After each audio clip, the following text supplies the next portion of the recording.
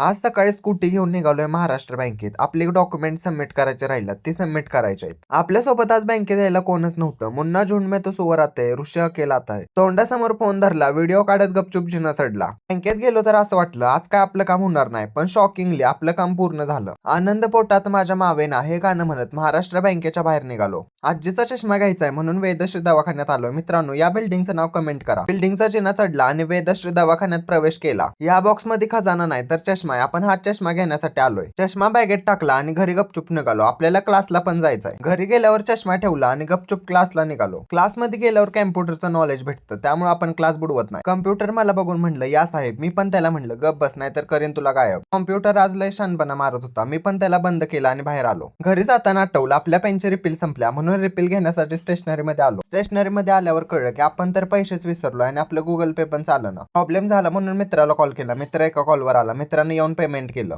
घरी जाताना गाडी म्हणली मालक लाज वाटू द्या, 15 दिवस झाला आंघोळ घातली ना, आज तरी घाला. घरी आलो आणि गाडीला आंघोळ घातली. गाडी म्हणली थंडी वाजता मालक, गरम पाणी. म्हटलं शटअप. मित्रांनो, अशाच नवीन व्हिडिओ बघण्यासाठी मला फॉलो करा. व्हिडिओ आवडला असेल तर कमेंट करा आणि हा व्हिडिओ शेअर करा. धन्यवाद.